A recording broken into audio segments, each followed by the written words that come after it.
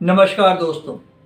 1947 भारत और पाकिस्तान का विभाजन एक और सांप्रदायिक हिंसा की आग में झुलसता उपमहाद्वीप और दूसरी ओर एक व्यक्ति जिसने एक ऐसे देश में उच्चतम पद हासिल किया जहां उसकी पहचान ही अल्पसंख्यक की थी। यह कहानी है जोगेंद्र नाथ मंडल की। पाकिस्तान के पहले कानून मंत्री, एक हिंदू, एक दलित और एक क्रांतिकारी नेता जिनकी जिंदगी संघर्ष आदर्श की मिसाल है। जोगेंद्र नाथ मंडल के जन्म की बात की जाए तो इनका जन्म 1904 में बंगाल के एक छोटे से गांव में हुआ। वह नाई समुदाय से ताल्लुक़ रखते थे। उस समय जातिगत भेदभाव अपने चरम पर था और मंडल का बचपन इसी सामाजिक अन्याय के साए में बीता। जोगेंद्र नाथ मंडल ने शिक्षा को अपना हथियार बनाया। कानून और राजनीति की पढ़ाई करके उन्होंने अपने समाज को एक नई दिशा देने का सपना देखा। जल्द ही वह भारतीय राजनीति में दलित अधिकारों के प्रमुख आवाज बन गए। जोगेंद्र नाथ मंडल पर डॉक्टर भीमराव अंबेडकर का गहरा प्रभाव पड़ा। अंबेडकर की तरह मंडल ने भी दलित समुदाय को राजनीतिक रूप से मजबूत करने का बीड़ा उठाया। बंगाल में उन्होंने दलित अधिकारों के लिए लड़ाई लड़ी और अपने कर्तव्य कौशल के चलते लोकप्रियता हासिल की। मंडल ने अपना राजनीतिक जीवन बंगाल में अनुसूचित जातियों के नेता के रूप में शुरू किया था। वह कांग्रेस पार्टी की जातिगत नीतियों के आलोचक थे और मुस्लिम लीग के साथ गठबंधन करने का उन्होंने फैसला किया, जो उनके जीवन का सबसे विवादास्पद कदम माना जाता है। विभाजन से पहले सन 1946 में जो अंतरिम सरकार बनाई गई थी उसमें वे मुस्लिम लीग के प्रतिनिधि थे। जाहिद चौधरी ने अपनी किताब पाकिस्तान की सियासी तारीख में लिखा है कि जिन्ना के अंतरिम सरकार के लिए मंडल को नामजद करने के फैसले ने ब्रिटेन के लेबर सरकार में खलबली पैदा कर दी। उसको ये डर लगने लगा कि कांग्रेस को ये बहुत नागवार गुजरेगा और वो सरकार बनाने से अपना हाथ खींच लेगी। जब 15 अक्टूबर 1946 को वायसराय वायवेल ने जिन्ना के दिए 5 नामों को राजा के अनुमोदन के लिए भेजा तो भारतीय मामलों के मंत्री लॉर्ड पैट्रिक लॉरेंस ने उसका जवाब देते हुए लिखा कि इसको राजा की अनुमति तब तक नहीं मिल सकती जब तक इन नामों को नेहरू को दिखा नहीं दिया जाता।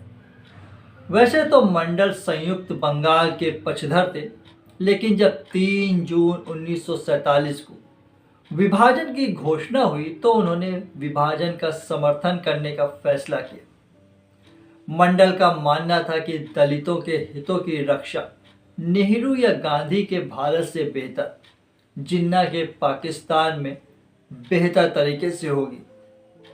उनकी नज़र में दलितों और मुसलमानों की सामाजिक आर्थिक स्थिति एक जैसी थी। मंडल ने मुस्लिम लीग का समर्थन इसलिए किया क्योंकि उन्हें उम्मीद थी कि जिन्ना के नेतृत्व में पाकिस्तान में दलितों को बराबरी का अधिकार मिलेगा। 1947 विभाजन के बाद मंडल पाकिस्तान संविधान सभा के सदस्य बनाए गए। जिस दिन जिन्ना पाकिस्तान के गवर्नर जनरल की शपथ ले रहे थे, उन्होंने मंडल को उस सत्र की अध्यक्षता करने के लिए कहा। बाद में उन्हें पाकिस्तान का पहला कानून और श्रम मंत्री बनाया गया। जब पाकिस्तान की संविधान सभा में जिन्ना को कायद-ए-आज़म का खिताब देने का प्रस्ताव रखा गया तो सभी अल्पसंख्यक सदस्यों ने इसका विरोध किया। जोगेंद्र नाथ मंडल अकेले शख्स थे जिन्होंने इसका समर्थन किया था।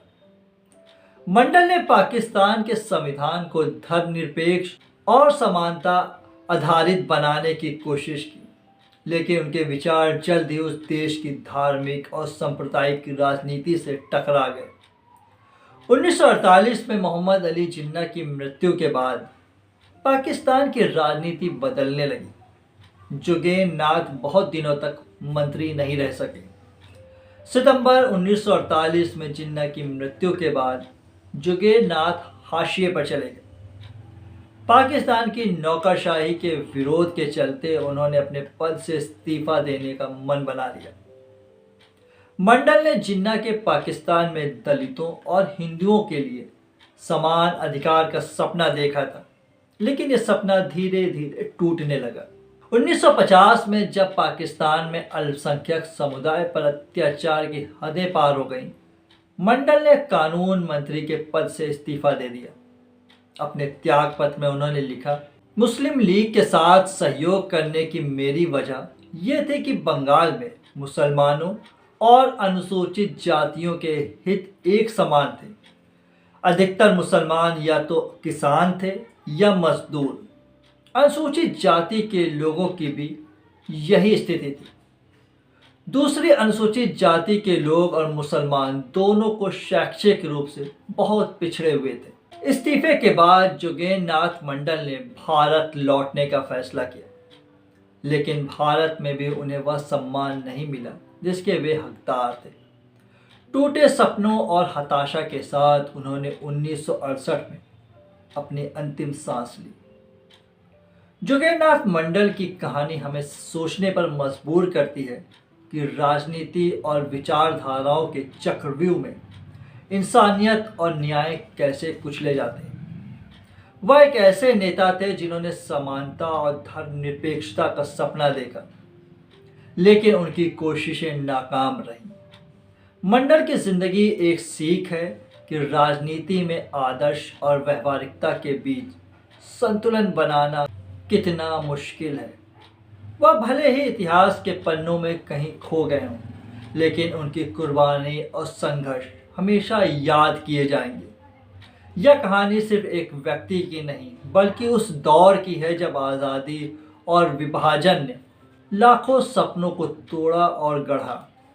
जुगेन नाथ मंडल उस इतिहास के मूक गवाह हैं। आज के लिए इतना ही दोस्तों, मिलते हैं अगले वीडियो में एक नई कहानी के साथ। तब तक के लिए धन्यवाद।